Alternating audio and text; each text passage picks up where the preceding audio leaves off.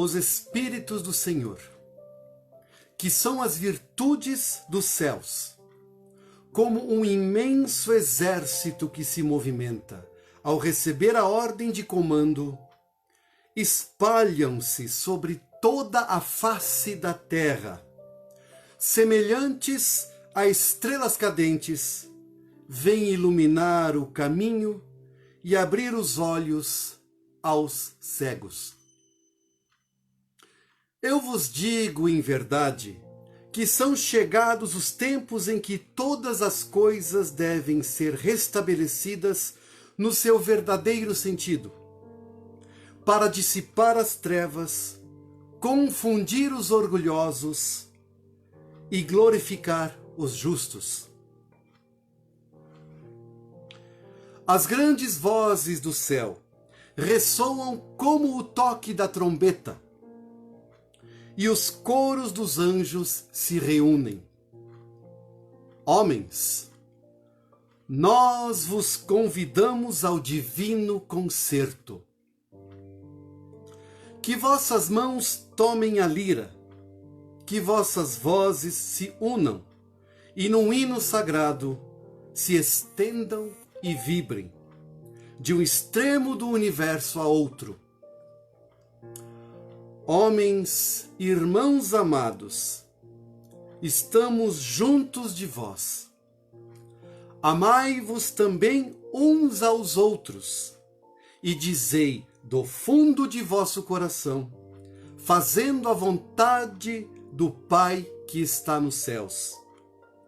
Senhor, Senhor, e podereis entrar no reino dos céus. Este é o prefácio do livro O Evangelho segundo o Espiritismo, escrito por Allan Kardec. Esta mensagem ele optou por colocar no início, porque ela trata de tudo o que o Espiritismo representa para nós. É uma mensagem do Espírito de verdade.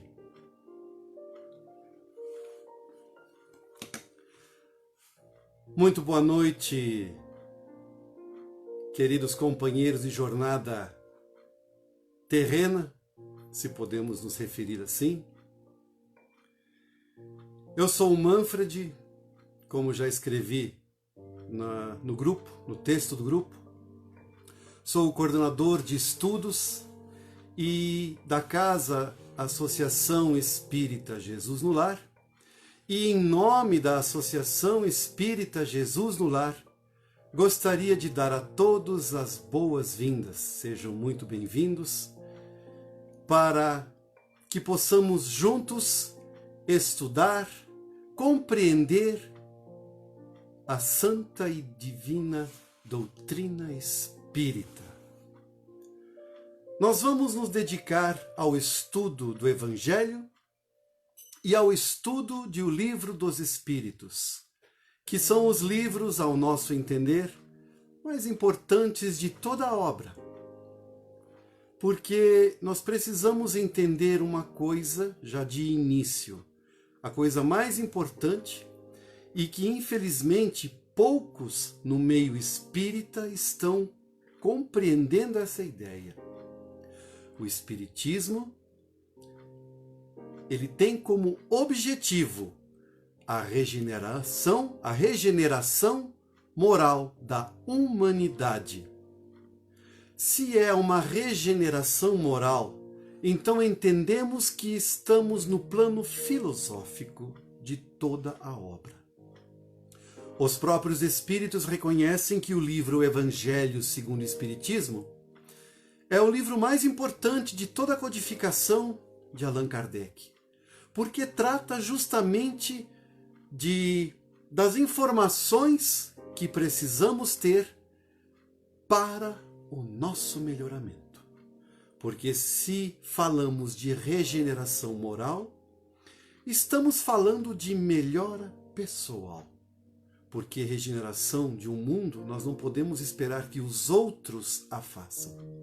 Nós temos que fazer em nós primeiro. Quer mudar o mundo? começa por ti mesmo. Essa é a regra. E o Evangelho segundo o Espiritismo, ele nos ensina os pormenores dessa transformação. Mas só conseguiremos a transformação quando muito bem compreendido este livro, estes textos. Estamos aqui nos colocando à disposição para justamente, do alto de nossa ignorância, mas com a assistência dos espíritos superiores que nos assistem, tentar desenvolver, tentar explicar o que Kardec quis dizer, o que os espíritos quiseram dizer em todos esses ensinamentos.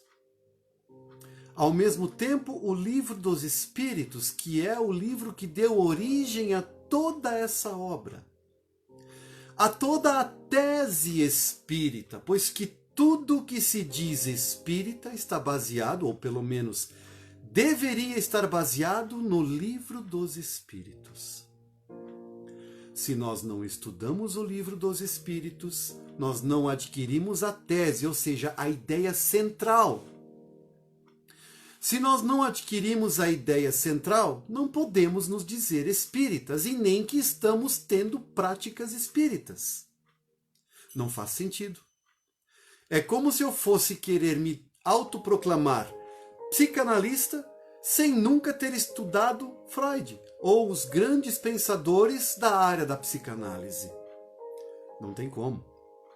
É preciso estar se apropriando dos conhecimentos do Livro dos Espíritos para que possamos nos tornar aos poucos, porque não vai acontecer de uma vez, salvo raras exceções, por exemplo, Eurípides Barçanufo, que numa lida do livro, de uma noite para o dia, por assim dizer, teve um despertar profundo e se tornou espírita da noite para o dia.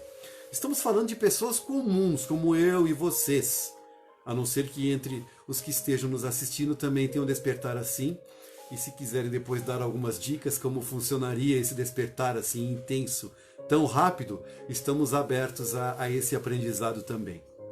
Então nós temos que nos apropriar da tese espírita, ou seja, a ideia central, e os pormenores que desenvolvem essa ideia central.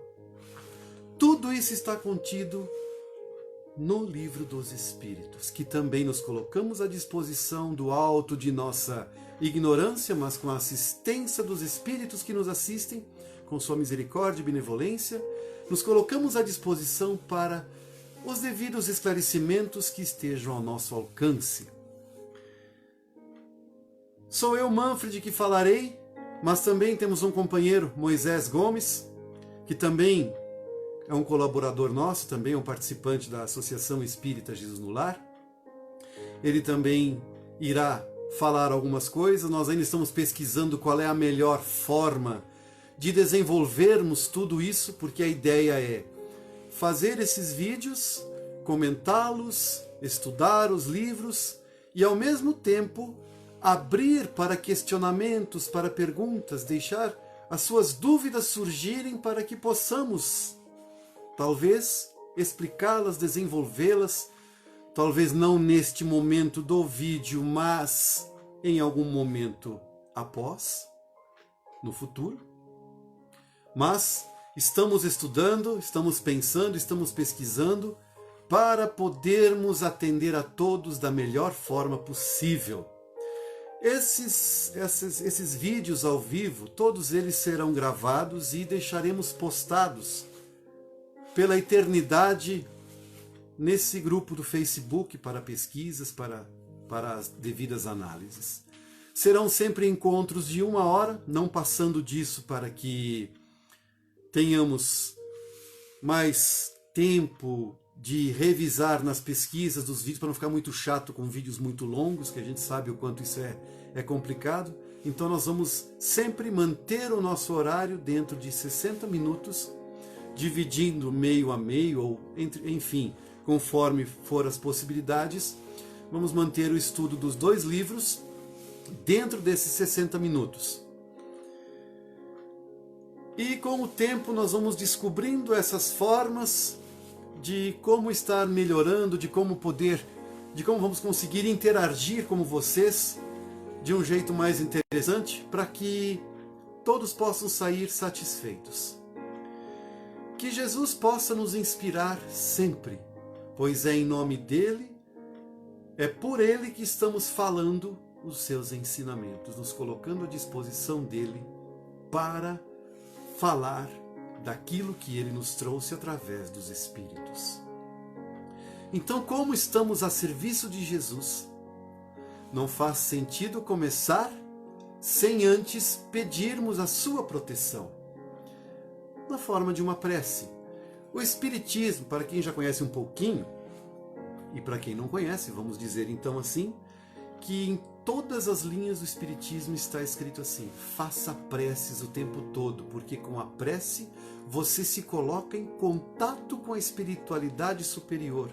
E quando você se coloca em contato com a espiritualidade superior, você está se aproximando deles e se afastando dos espíritos inferiores que querem te frear, que querem que você se mantenha estacionado. Então a prece está sugerida o tempo todo. E neste Evangelho, neste livro Evangelho segundo o Espiritismo, no último capítulo, Kardec lindamente desenvolve como acontece a prece, como isso tudo funciona. Nós vamos chegar lá no seu devido tempo. Já vamos avisando que não temos pressa para terminar. Leve o tempo que for. Se vocês tiverem paciência de nos acompanharem para sempre, estaremos à disposição para sempre. Então, vamos, nesse momento, aproveitar a música de fundo que nos acompanha, uma característica nossa, sempre fazer nossos estudos com esse som ambiente que harmoniza, que tranquiliza, e vamos fechar os nossos olhos e buscar tranquilizar nossos corações e nossos pensamentos. Vamos deixar que o nosso anjo da guarda, o nosso guardião, nos envolva, que possa nos amparar. E vamos elevar nossos pensamentos a Jesus com alegria no coração. Com alegria, porque estamos nos colocando na presença de nosso Mestre Jesus. Querido Mestre, eis-nos reunidos em Teu nome, ainda que à distância, mas materialmente próximos, unidos. Porque assim nos permitiste, Senhor. Estamos reunidos em Teu nome, nos colocando à Tua disposição para estudar, para aprendermos de Ti os Teus ensinamentos.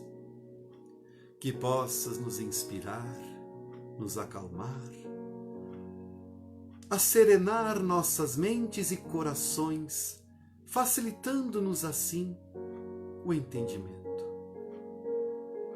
Que Teus mensageiros, os nossos benfeitores, possam, por Tua misericórdia, Senhor, ter a Tua permissão para aproximarem-se de todos nós, nos envolverem, nos ampararem e nos auxiliarem nos estudos desta noite e nos demais dos próximos encontros. Senhor, ensina-nos a fazer valer e a aceitar as vontades de nosso Pai, pois que essas vontades só querem o nosso bem, o bem de todos, de toda a humanidade. Todos somos filhos do Senhor e precisamos aprender a enxergar isso. Mas só conseguiremos, Senhor, se Tu nos ajudares, pois que sem Ti nada somos, nada conseguimos. Sê conosco, agora e sempre, Mestre. Que assim seja.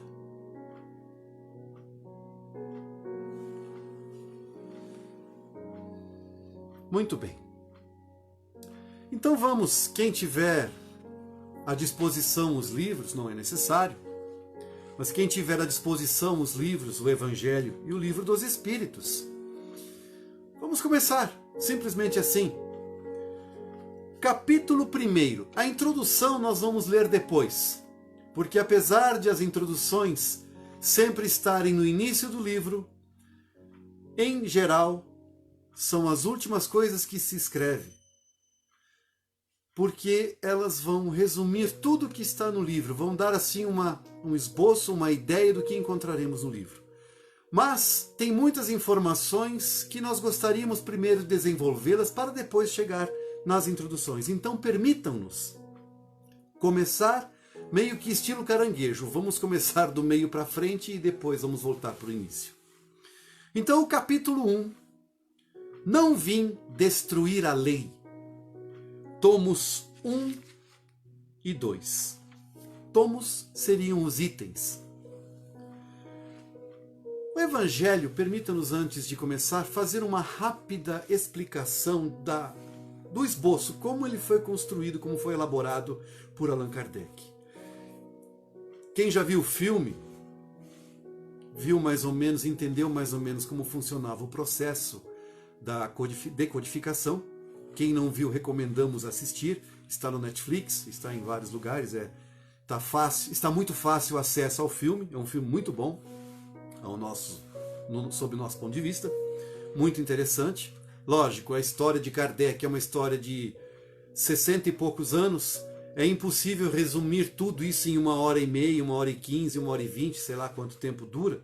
Então, tem, lógico, lacunas, tem falhas, enfim.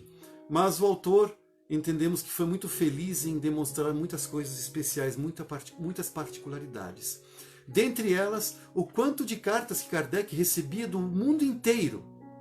E ele foi o único capaz de pegar essas cartas uma a uma, não fez amostragem. Ele pegava todas as leituras, todas as cartas e lia todas elas. E conseguia separar, esse é esse assunto, isso aqui é esse assunto, esse é outro e outro e outro. Então ele fez um esboço de muitos assuntos que ele foi levantando, foi entendendo que os espíritos estavam enviando para ele.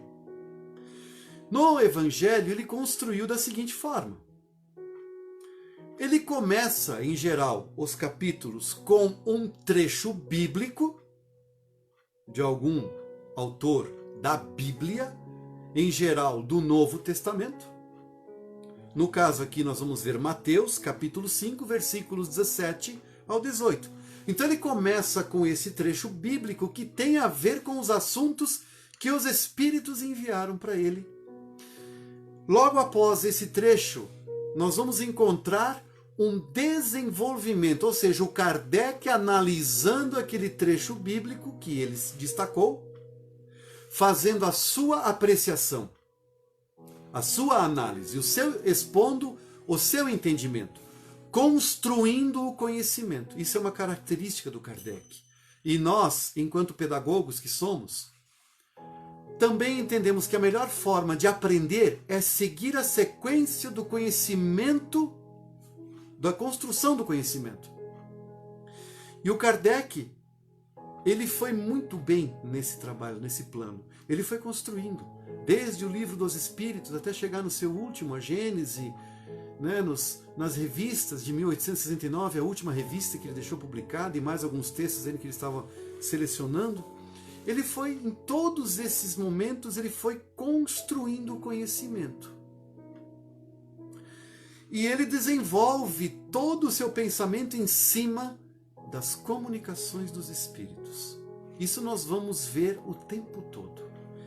Kardec foi um mestre nessa arte da construção do conhecimento. E é essa a razão, complementando o que falamos há pouco na nossa introdução, que nós escolhemos estudar os livros de capa a capa. Significa do começo ao fim do livro. E não saltitando, pegando pontos, um pouquinho daqui, um pouquinho dali, porque isso deixa lacunas, isso deixa buracos e complica o entendimento. Então nós vamos começar o Evangelho e o Livro dos Espíritos, logo mais, na sequência, do número 1 até o final do livro.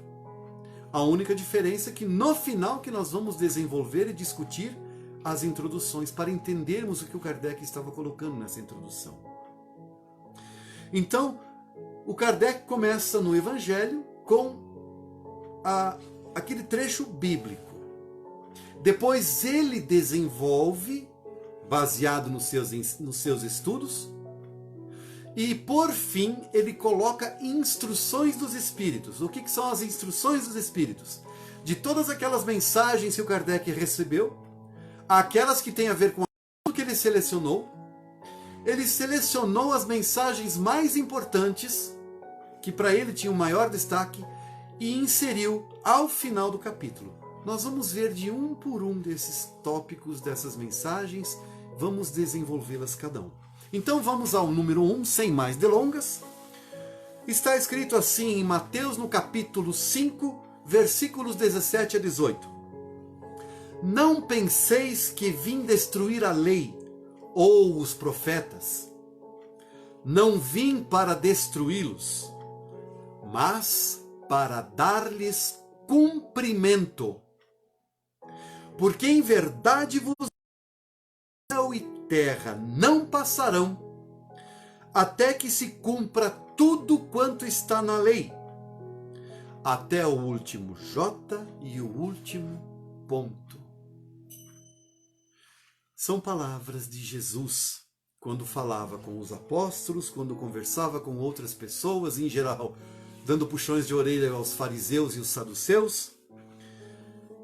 Vem dizer que ele não veio destruir a lei. Como assim?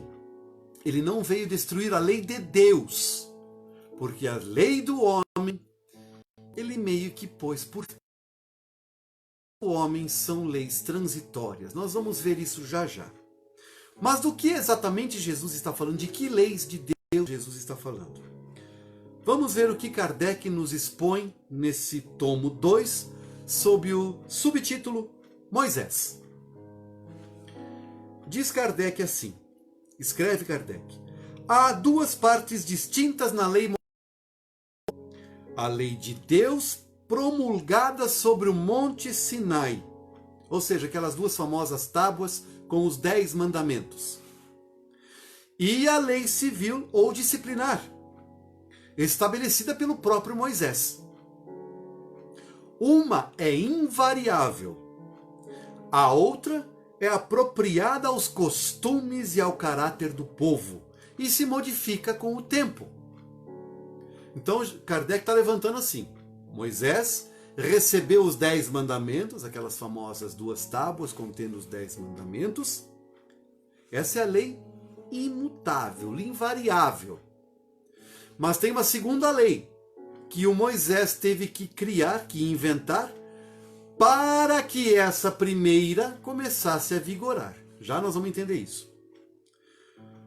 A lei de Deus está formulada nos 10 mandamentos seguintes. Primeiro mandamento: eu sou o Senhor teu Deus. Vejam só, está escrito em primeira pessoa. Eu sou o Senhor teu Deus, que te tirei da terra do Egito, da casa da servidão.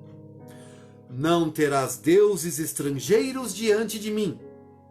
Não farás para ti imagens de escultura, nem figura alguma de tudo que há em cima no céu e do que há embaixo na terra, e nem de coisa que haja nas águas debaixo da terra. Não adorarás e nem lhes darás culto.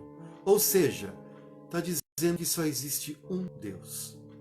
Quanto à questão das imagens e tudo mais, isso aqui nós não vamos entrar nessa discussão. Só vamos interpretar o que realmente nos interessa aqui. Primeiro mandamento: eu sou o Senhor teu Deus. Ponto. E é só. Segundo mandamento: não tomarás o nome do Senhor teu Deus em vão. Se interpretarmos isso, significa assim: temos um desafeto, não gostamos de uma certa pessoa, e dali a pouco essa pessoa teve um desgosto na sua vida. E eu já grito: mas Deus é Pai, olha só, Deus tarda, mas não falha. O castigo veio a cavalo, olha só, o cidadão lá aprontou e Deus castigou, graças a Deus. Nome em vão, tomou o nome de Deus em vão. Não entendeu ainda quem é Deus, porque Deus jamais faria isso. Deus não castiga. Mas isso é uma história que nós vamos ver mais para frente. Só vou despertar a curiosidade. Terceiro mandamento. Lembra-te de santificar o dia de sábado. Isso também, historicamente, tem uma situação que rapidamente vamos desenvolver, porque não é nosso objetivo discutir aqui cada um desses mandamentos. Mas vamos lembrar que os hebreus eram escravos dos egípcios e não tinham folga. Então inventaram um dia para que esse povo pudesse folgar e dedicar esse dia à sua espiritualidade, à sua espiritualização. Mas isso também não vamos discutir porque não é o nosso ponto. Quarto, honrarás a teu pai e a tua mãe para teres uma dilatada vida sobre a terra que o Senhor teu Deus te há de dar. Ou seja, honra aqueles que te criaram, que te deram a vida, e no caso, se deu a vida e te criou, é a mesma pessoa, mas tem pessoas que te deram a vida e outras pessoas que te criaram.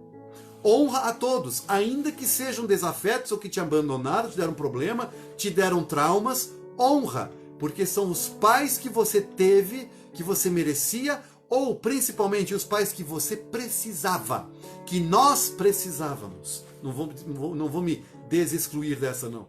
Vou me incluir nessa. Pais que nós precisávamos. Então estamos todos certos, está tudo certo. Vamos honrá-los, respeitá-los. Mas tem um capítulo que vai tratar disso lá na frente. Quinto mandamento, não matarás.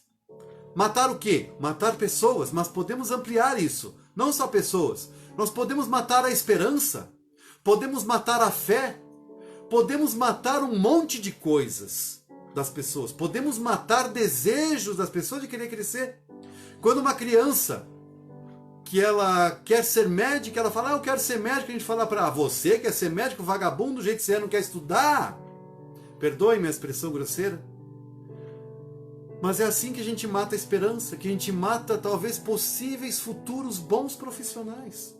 Então não matar não é só dar tiro ou acabar com a vida de uma pessoa, a vida física, mas também com a vida intelectual, com a fé, a esperança das pessoas. Sexto mandamento, não cometerás adultério. E essa sempre colocamos no ponto da fornicação, da famosa puladinha de cerca. Mas gente, não é isso, vamos ampliar. Adultério significa não mexer, não destruir, não modificar. Quer ver? Quando eu estou andando com meu carro e passo do limite de velocidades, ou estou infringindo a lei de algum jeito e o policial manda eu parar, e ele quer me dar uma multa, e eu tento dar uma propina, ou dou uma propina. Isso é adulterar. Hoje usamos o termo corrupção. Faz sentido agora? Adulterar significa corromper. Lógico que aí envolve também a puladinha de cerca, mas é principalmente corromper ideias, corromper pessoas. Extrair o mal das pessoas, isso é corromper, porque as pessoas estão se esforçando para se tornarem melhores, mas as minhas atitudes podem extrair o mal daquela pessoa, lembrá-la do mal que ela tem e torná-la má de novo. Isso é adulterar. Sétimo mandamento, não furtarás, ou seja, não pega as coisas que não são tuas, não. Temos um capítulo também que fala disso. Dai a César o que é de César, mas no devido tempo. Oitavo mandamento, não dirás falso testemunho contra o teu próximo, ou seja, não minta, não inventa história e não seja fofoqueiro. E aquela história do telefone sem fio, se você ouve uma história, não inventa, não enrola mais coisa, não acrescenta nem diminui. Repassa da forma que foi. Nono, não desejarás a mulher do próximo. Aí sim tem aquela ideia da fornicação, aquela coisa de querer abusar ou querer se aproveitar de outras pessoas. Não, nada disso. 10º mandamento. Não cobiçarás a casa do teu próximo, nem o seu servo, nem a sua serva, nem o seu boi, nem o seu jumento, nem outra coisa alguma que lhe pertença. Hoje poderíamos colocar nem seu carro, nem sua casa, nem seu emprego, nem seu... Enfim, podemos nem seu celular, né? Nem seu computador. Ou seja, estamos falando de inveja. Não tem inveja. Se você deseja ter algo, se for do teu merecimento e você se esforçar, você vai conseguir. Mas deixa o outro com aquilo que ele tem porque lhe pertence. Então esses são os 10 mandamentos que Moisés trouxe lá do Monte Sinai. Agora vamos ver o que o Kardec vai escrever sobre isso. Esses 10 mandamentos, esta é a lei de todos os tempos e de todos os países. E tem por isso mesmo um caráter divino, porque regulam todas as relações sociais do mundo todo. Todas as demais, ou seja, tudo que não estiver nesses 10 mandamentos, são leis estabelecidas por Moisés, obrigado a manter pelo temor um povo naturalmente turbulento e indisciplinado, no qual tinha de combater abusos arraigados e preconceitos adquiridos durante a servidão no Egito. Para dar autoridade às suas leis, ele teve de lhes atribuir uma ordem divina, como fizeram todos os legisladores dos povos primitivos. A autoridade do homem devia apoiar-se sobre a autoridade de Deus. Mas só a ideia de um Deus terrível podia impressionar homens ignorantes, em que o senso moral e o sentimento de uma estranha justiça estavam ainda pouco desenvolvidos. É evidente que aquele que havia estabelecido em seus mandamentos, de quem estamos falando? Deus estabeleceu em seus mandamentos. Então é evidente que se Deus estabeleceu nos seus mandamentos, não matarás e não farás mal ao teu próximo, não poderia contradizer-se ao fazer do extermínio um dever. As leis mosaicas propriamente ditas tinham, portanto, um caráter essencialmente transitório. O que estamos dizendo aqui? Bom, vamos pegar um pouquinho, rapidamente, um resumo da história dos hebreus. Eram escravos dos egípcios. Veio Moisés e aprontou toda uma situação para tirar esse pessoal, libertar esse pessoal da escravidão e levar para a terra prometida. Ponto, resumido. Lá, nessa peregrinação em busca da terra prometida, Moisés subiu em determinado momento no Monte Sinai. Recebeu os mandamentos, essas 2 tábuas. Bem, ele trouxe essas 2 tábuas, esses mandamentos. Respeita o que é do outro, não mata, não destrua, não corrompa, enfim, e adora só um Deus. Nada de ficar inventando moda. Funcionou com esse povo? Não, não funcionou. Por que não funcionou? Porque aquele povo era um povo bárbaro, bruto, bravo, uma barbaridade. Se vocês acham que hoje nós estamos vivendo um mundo complicado com um povo briguento, gente do céu, naquela época, mas era muito mais, era muito pior. Hoje nós estamos quase numa calmaria, quase numa paz. E ainda temos a bênção do coronavírus que deu mais paz ainda no mundo. Veja só. Então Moisés estava lidando com um povo barra pesada. E esse povo barra pesada não ia aceitar esses 10 mandamentos assim de pronto. Não iriam. Eles eram muito brutos. Então tinham que ser dominados, isso do ponto de vista de Moisés, tá, gente? Moisés entendeu que aquele povo precisava ser dominado na rédea curta. Então ele teve que começar a inventar outras leis, outras regras, para começar a controlar esse povo. para fazer esse povo começar a aceitar os 10 mandamentos, a viver os 10 mandamentos, a respeitar os 10 mandamentos. E foi difícil, porque de 1, 2, 3, sei lá qual é o número de leis que Moisés promulgou naquela época. Eram muitas. Dentre uma delas era: mulher pega em adultério tem que morrer por apedrejamento. Isso é uma passagem de Jesus magnífica, linda, daquela da mulher adúltera que foi apanhada, que surgiu a famosa frase: aquele que estiver sem pecado, que atire a primeira pedra. Isso também nós vamos discutir depois, mas só estou levantando, evocando essa lembrança, para a gente entender o que o Kardec escreveu aqui, que aquele que havia estabelecido em seus mandamentos não matarás, não poderia se contradizer fazendo do extermínio um dever. Porque o Moisés, Deus falou, não mata. Mas Moisés colocou, se você pular a cerca, você vai ser morta a apedrejadas. E só as mulheres, tá? O que o pessoal tinha com as mulheres no passado, não pergunto porque eu não sei. Tá bom? Não tem nada a ver com isso.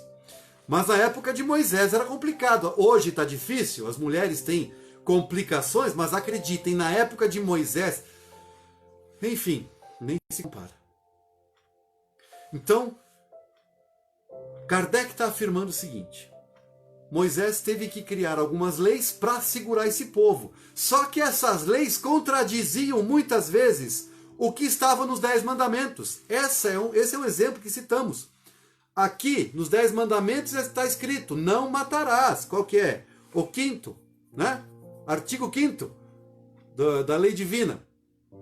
E aqui, qual é o artigo, não sei qual é o número? Ser morte por apedrejamento. Está contradizendo. Não está igual. Não está caminhando junto. E aí Kardec fala: essa lei de Deus, ela é imutável. Nunca vai mudar. Agora, essas que o Moisés criou para domar aquele povo, e parece que até hoje não está dando certo para domar, são transitórias. Porque sempre está se acrescentando alguma coisa. Vamos pegar o nosso Código Civil, por exemplo. Quem já conseguiu ler alguma coisa? Eu não é da minha área, eu não sou do direito, mas nos tempos remotos eu já participei de alguns concursos e tive que estudar algumas coisas dessas leis. E é lei demais. É muita coisa. Porque aí o pessoal vai desenvolvendo, inventa o artigo aqui, artigo aqui, artigo aqui. Só que aí tem um espertalhão que consegue burlar essa lei. Aí tem que desenvolver mais essa lei e desenvolver mais aquela para evitar que os outros burlem as leis. Então sempre tem que acrescentar, mudar, alterar para adaptar, por conta de algumas mentes que sempre gostam de ser do contra, que sempre são revoltadas. Então, essas leis, elas sempre são mudadas. Mas a lei de Deus, os 10 mandamentos, até hoje, durante não sei quantos mil anos, vamos supor que sejam realmente os 5.000 anos que se afirma no tempo de Moisés. Para mim é muito mais tempo, mas quem sou eu para decidir isso? Mas essas leis são as mesmas até hoje. Se pegarmos o Evangelho do Cristo e se pegarmos hoje o que os Espíritos envolvem, em outras palavras, a ideia é sempre a mesma.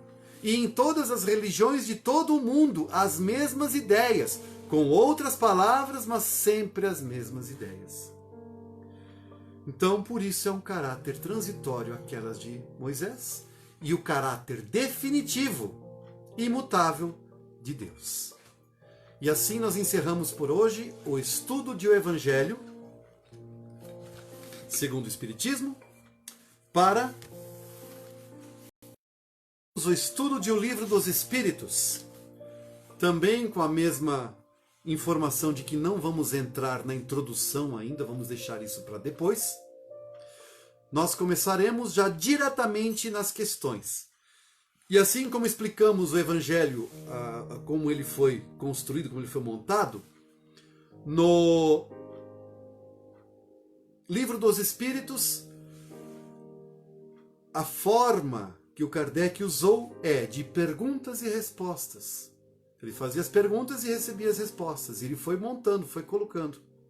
E para a gente ter uma ideia de como o Kardec tem esse caráter de construir o conhecimento, essa edição que nós temos em mãos, hoje, que todo o Brasil tem a tradução principal, pelo menos eu nunca ouvi falar das traduções das outras duas obras anteriores, essa aqui é a terceira versão de O Livro dos Espíritos. Porque Kardec foi recebendo tanta instrução, tanta informação, que ele foi obrigado a mexer nesse livro. Vejam só os nossos cientistas, por exemplo. Publicou o livro e aquilo, ponto, acabou. Eu posso escrever um outro livro e acabou, mas nesse aqui não mexo mais. Talvez raríssimas exceções o façam. Mas em geral é assim. Por mais errado que esteja, não, esse livro é isso e acabou, não quero saber. Kardec não. Kardec tinha uma grandeza. Nós vamos vendo isso aos poucos. Ele tinha uma grandeza tão grande de caráter, de coração, de humildade, que quando ele percebeu que o livro que ele tinha publicado ficou pequeno, ele ampliou 2 vezes, acrescentando todas as demais informações que ele recebeu. Por que ele fez isso? Porque o Livro dos Espíritos, como falamos na introdução, é a tese espírita, é a ideia central, é do que trata o Espiritismo. Então como é que eu posso fazer a tese com sua conclusão se ela está incompleta? E esse complemento só veio ao longo dos anos, ao longo da experiência, dos tempos, porque Kardec tinha outra coisa. Quando recebia mensagem, ele não publicava na hora, nunca ele fazia isso. Ele sempre meditava tranquilamente. Temos conhecimento, estamos estudando um outro livro, A Obsessão. Kardec, ele recebeu uma mensagem, da Revista Espírita, perdão. Kardec recebeu uma mensagem em fevereiro de 1863, e foi uma mensagem tão importante, tão profunda, de um espírito muito elevado, de nome Erasto, que nós vamos conhecê-lo também aos poucos. Ele recebeu essa mensagem em fevereiro, mas ele esperou a confirmação se realmente era isso, para publicar 10 meses depois, ou seja, a publicação dessa mensagem que veio em fevereiro só aconteceu na Revista Espírita em dezembro de 1863. Para a gente ter uma ideia do cuidado que o Kardec teve em elaborar, em construir o conhecimento espírita. E ele o fez de uma tal forma que, no nosso entender, ele ainda está aqui mais de 500 anos à nossa frente. Porque até a gente compreender tudo que ele escreveu aqui vai tempo. E infelizmente tem gente que ainda ousa afirmar que Kardec é ultrapassado. Que não precisa mais estudar Kardec, vamos estudar as outras coisas porque, enfim, é mais interessante, nós preferimos as coisas novas, as novidades, os modismos. Nós entendemos o contrário. Kardec é único. Kardec será o único estudado aqui. Podemos nos reportar a outras áreas de ciência, outros autores espirituais para desenvolver uma ideia? Sim, mas só para fazer essa facilitação do entendimento. Porque nós vamos estudar Kardec na íntegra. Porque só ele para explicar o Espiritismo, só ele para trazer o Consolador prometido na íntegra. Então vamos lá. Capítulo 1, quem tiver o livro à disposição, pode nos acompanhar. Capítulo 1, trataremos agora de Deus. Esse capítulo, se pegar e espremer ele assim, sai Deus dele. Porque Kardec só fala de Deus. Aliás, na obra espírita inteira só fala de Deus. Deus e o Infinito, subtítulo. Pergunta número 1. Quem assistiu o filme Kardec vai lembrar disso, que ele perguntou para os vários médiums que ele conhecia na época e fez a mesma pergunta. E obteve a mesma resposta com palavras diferentes, mas a mesma ideia. A isso Kardec deu o nome de universalidade do ensino e era nisso que ele se baseava, era nisso que ele se apoiava para ter a certeza do que ele estava publicando. Então, o que é Deus? Vamos prestar bem atenção nessa pergunta. Kardec não está direcionando como é ou quem é Deus. Não. Que pronome interrogativo significa deixa em aberto. Ele pergunta, ele elabora essa pergunta de forma aberta, para que os espíritos respondam não de forma induzida e não tenham que perder tempo para consertar a pergunta que ele fez. Ele coloca que é Deus. Deixa em aberto. Senhores espíritos, eu gostaria de saber o que é Deus. Por favor, me respondam com suas palavras. Resposta: Deus é a inteligência suprema, causa primária de todas as coisas. Vejam só, Kardec deixou a pergunta em aberto para que os espíritos respondessem da forma adequada sob o olhar deles. Inteligência suprema. Ou seja, não tem nada que seja mais inteligente, ninguém mais inteligente do que Deus. Causa primária de todas as coisas. É o Criador absoluto. Criador do quê? Do princípio inteligente que se torna espírito com o tempo, nós vamos ver isso, e Criador da matéria, com a qual o espírito é ligado, na qual o espírito ele é ligado e aprende com ela. A matéria é o professor do espírito. Leva o espírito o princípio inteligente ao aprendizado. E depois o espírito também. Quando se torna espírito, esse princípio inteligente, ainda ele precisa da matéria para aprender. Então Deus é o Criador. Então significa que Deus criou uma aranha?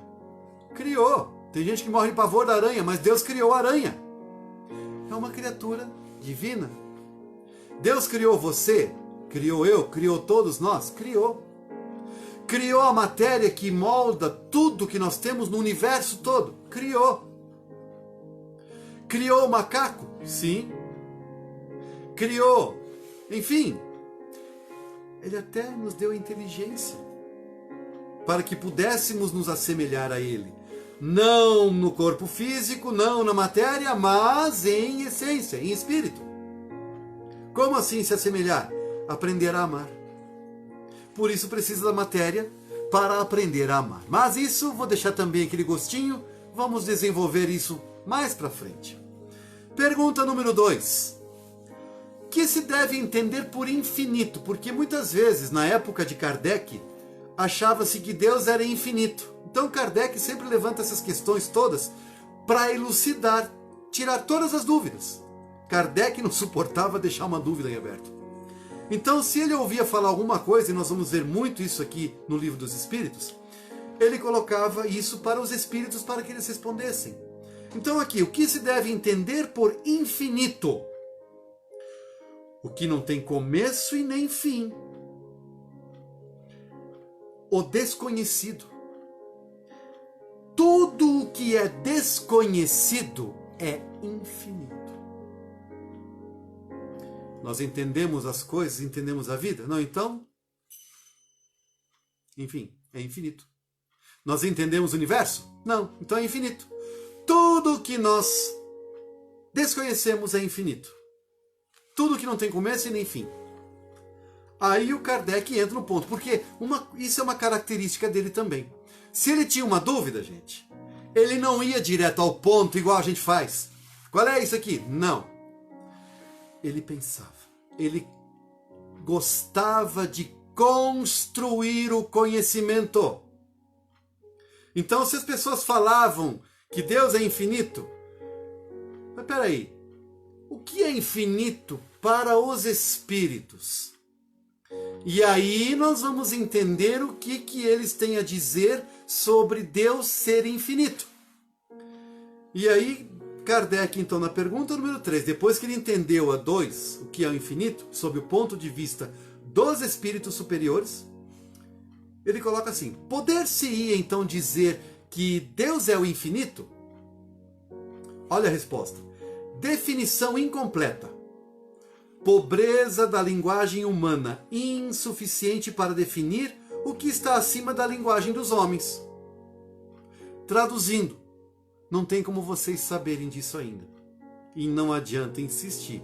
Tem muitas vezes que os espíritos vão dar essa resposta para o Kardec. Não temos condições de compreender isso ainda. Então não adianta insistir. Ponto. Encerra o assunto. Ele fala, pobreza da linguagem humana. É uma definição incompleta, não dá para explicar isso. Não tem como a gente compreender Deus agora. Ponto. Encerra. E aí o Kardec faz uma análise dessa resposta. Está escrito no Livro dos Espíritos, logo depois da resposta, em outro tipo, outra letra. Uma letra menor ou em outro formato. Sempre que aparecer essa letra de outro formato, isso é um comentário do Kardec. E ele diz assim, Deus é infinito em suas perfeições.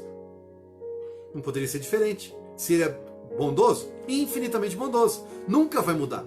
Se ele é justo, infinitamente justo. Nunca vai acabar essa justiça. Nunca vai mudar essa justiça. Mas o infinito é uma abstração, ou seja, a gente só consegue pensar, imaginar isso. Não é algo palpável, algo concreto. Dizer que Deus é o infinito é tomar o atributo de uma coisa pela mesma coisa. É definir uma coisa que não está conhecida por uma outra que não está mais do que a primeira. Tipo assim, falar que a cor verde é verde. Falar que Deus é infinito seria a mesma coisa que falar a cor verde. Como é? Me expliquem como é a cor verde. Ah, é verde. Pronto. Não tem como explicar ainda. Nós precisamos entender algumas coisas para podermos desenvolver uma resposta de tal maneira que seja compreensível. Pronto, encerrou o assunto. Não temos como compreender Deus? Ponto final. Vamos deixar assim. Vamos entender outras coisas. Na segunda parte, no segundo subtítulo, segundo tópico, provas da existência de Deus. Agora Kardec quer provas. Como é que eu encontro Deus? Como é que eu sei que Deus existe? Simples. Pergunta número 4. Onde se pode encontrar a prova da existência de Deus? Onde eu consigo descobrir Deus? Num axioma. Axioma significa uma ideia base para se formar um raciocínio. É uma ideia inicial. Então, um axioma que aplicais às vossas ciências. Não há efeito sem causa. Procurai a causa de tudo o que não é obra do homem, e a vossa razão responderá. Deus fez uma árvore. O homem faz a árvore? Não, ele planta a semente. O homem faz a semente? Não, ele colhe da árvore. Então, quem é o criador da árvore? Deus. O homem faz outro homem, um ser humano faz outro ser humano? Pesado agora, hein? Quando as mulheres engravidam, quem está criando? O homem e a mulher no seu momento lá da concepção? Não. Filho algum vem do homem, apenas a matéria.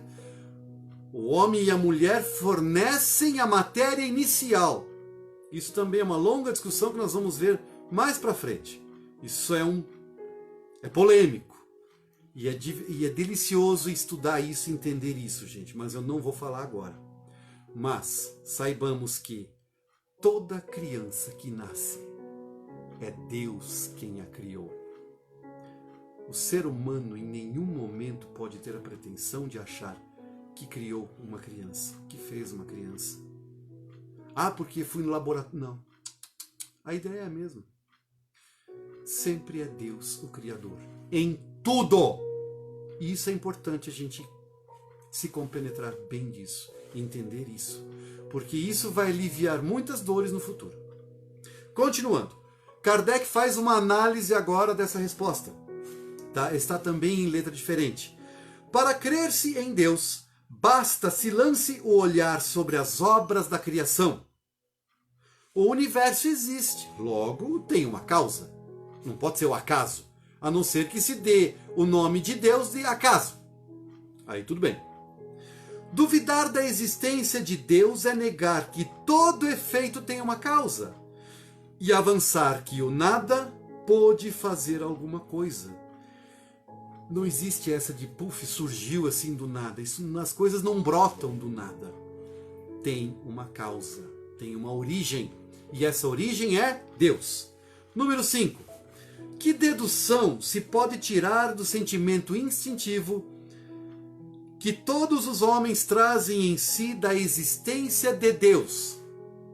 Kardec está sendo generoso, tá? Antes que alguém questione que ele coloca todos os homens acreditam. Não, porque nem todos acreditam. Mas Kardec, ele é sempre generoso. Kardec não fica criando polêmica, ele não perde tempo com polêmica.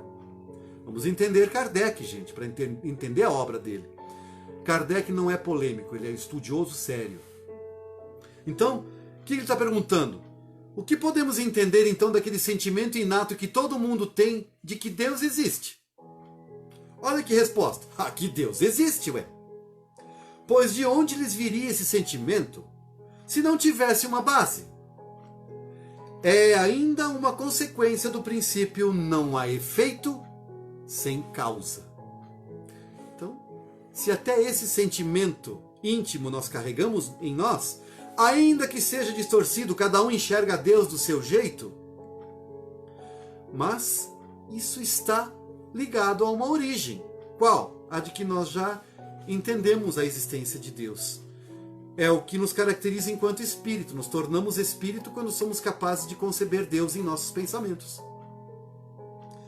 6.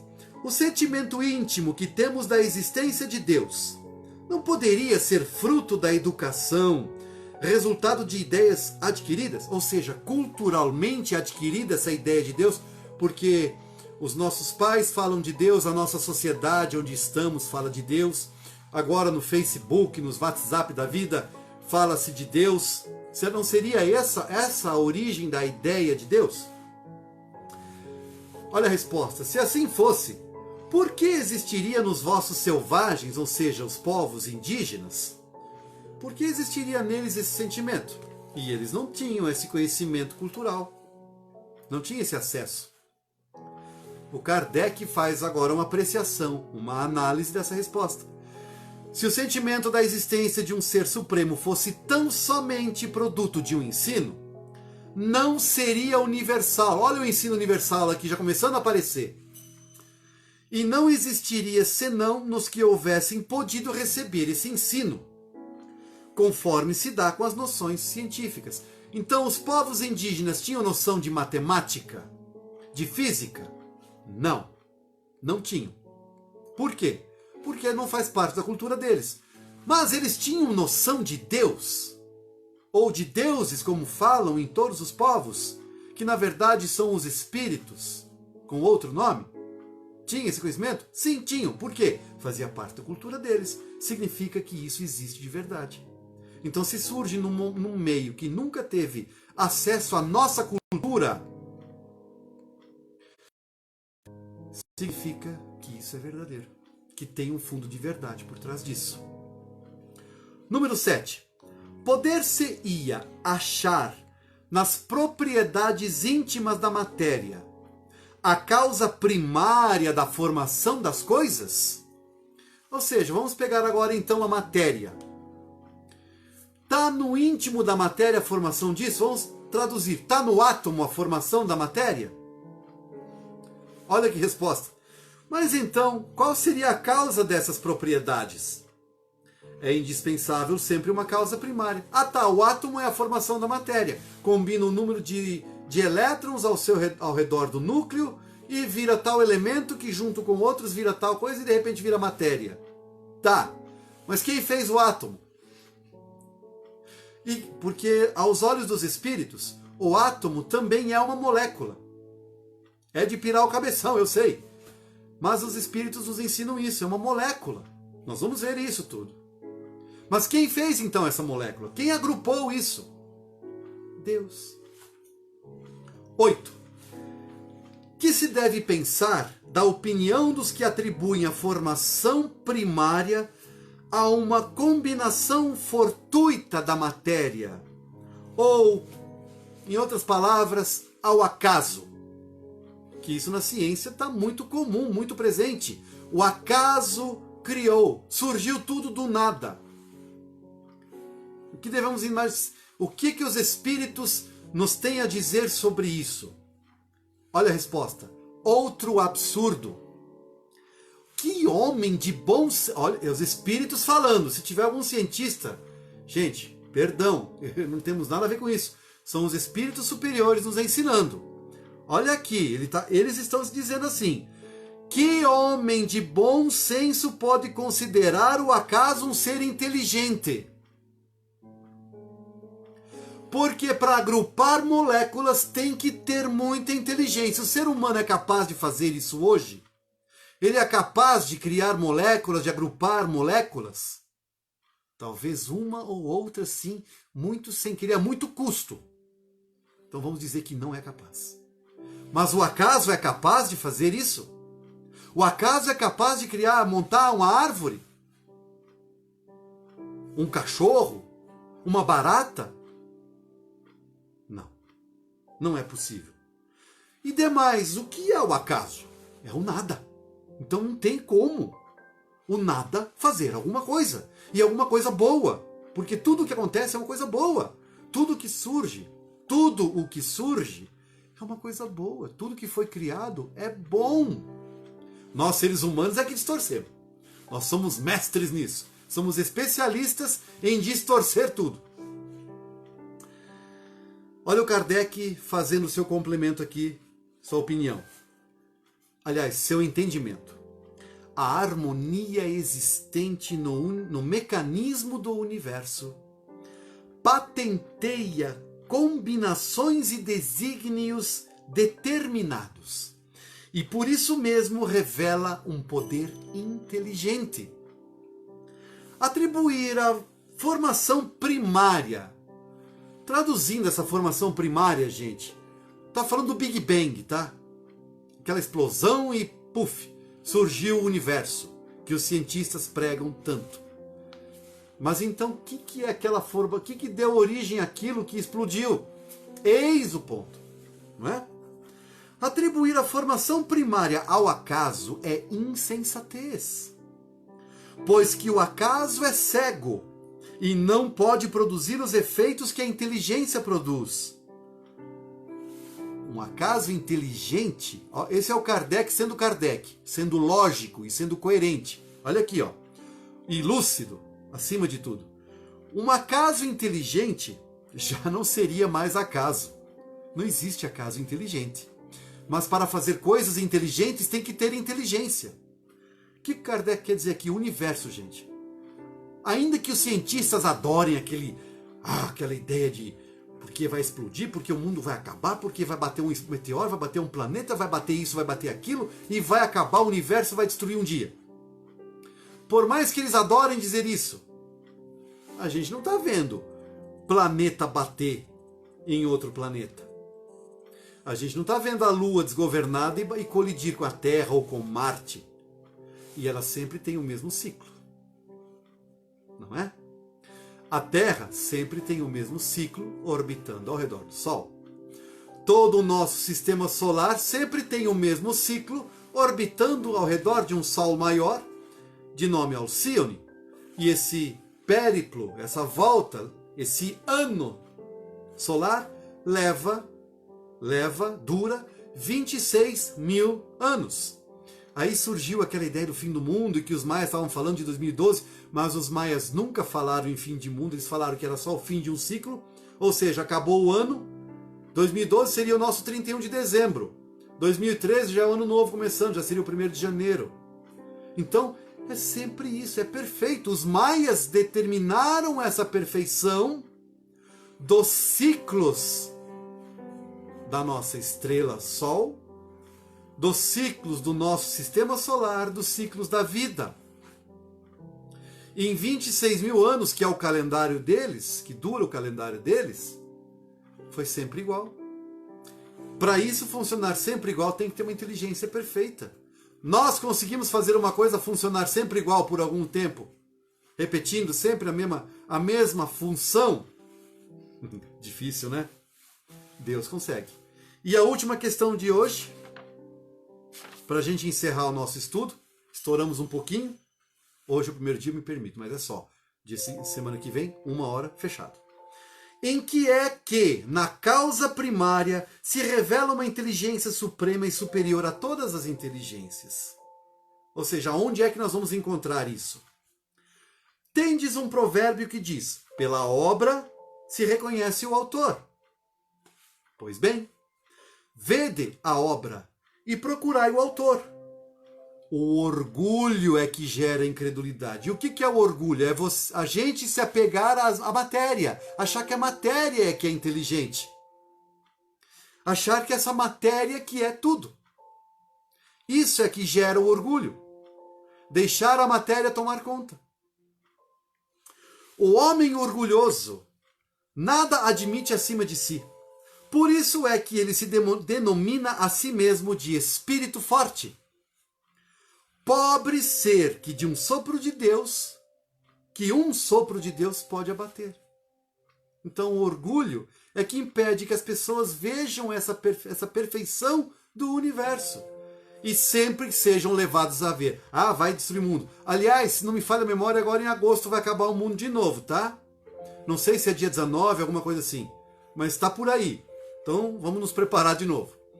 Mas se aceitarem um conselho, não faz não faz dívida não, tá? Porque vai continuar pagando a dívida, não vai acabar o mundo não. Kardec, para finalizar, faz uma análise aqui. Do poder de uma inteligência se julga por suas obras. Não podendo nenhum ser humano criar o que a natureza produz, a causa primária é, consequentemente, uma inteligência superior à humanidade. Quaisquer que sejam os prodígios que a inteligência humana tenha operado. Vamos lá, vamos pensar naquele túnel lá na Suíça para procurar o bóson de Higgs. Construir um túnel embaixo da Terra de 60 quilômetros para disparar um elétron daqui. Não pergunta como eles fazem isso, eu não faço a menor ideia. Mas eles disparam um elétron aqui e outro aqui. E eles vão girar nesse túnel por não sei quanto tempo, para adquirir uma velocidade tal e de repente vão ser direcionados para colidir um contra o outro, para quebrar. Veja a inteligência para fazer isso. Mas ainda assim, qualquer que seja essa inteligência própria tem uma causa. E quanto maior for o que opere, tanto maior há de ser a causa primária. Aquela inteligência superior é que é a causa primária de todas as coisas, seja qual for o nome que se dê. Então, se nós formos remontando a origem,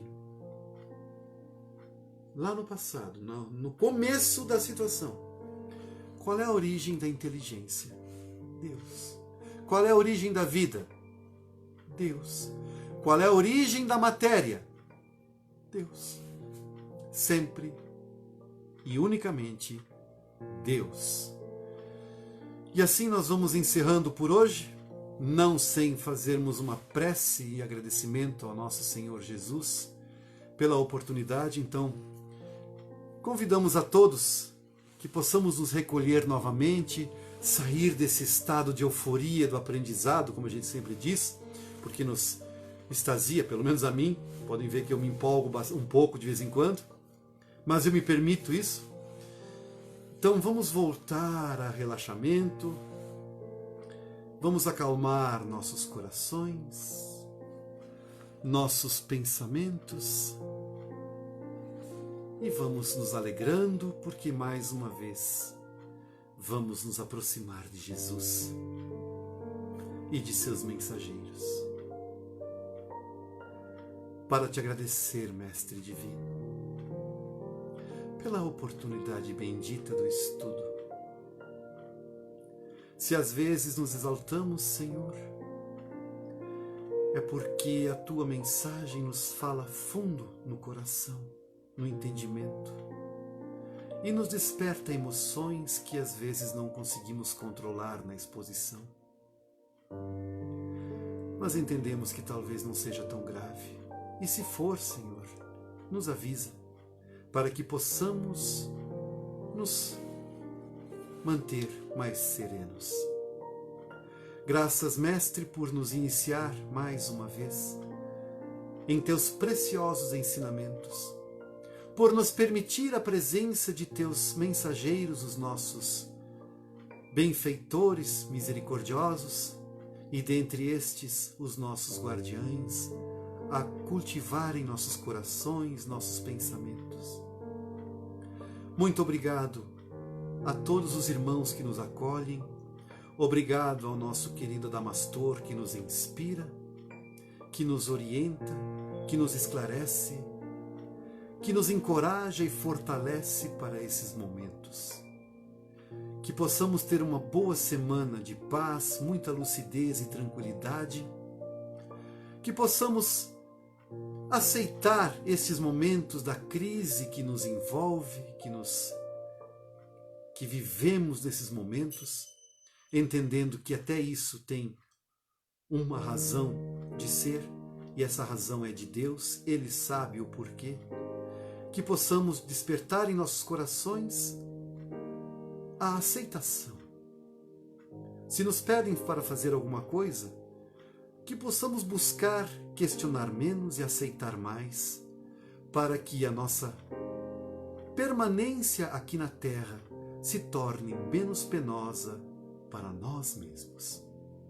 Senhor Jesus, que a Tua paz seja conosco agora e sempre, e também seja conosco, Senhor, agora e sempre.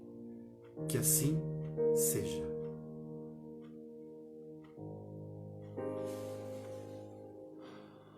Valeu, gente. Obrigado por sua audiência, pois que é essa audiência que nos... Audiência é um termo muito esquisito, enfim.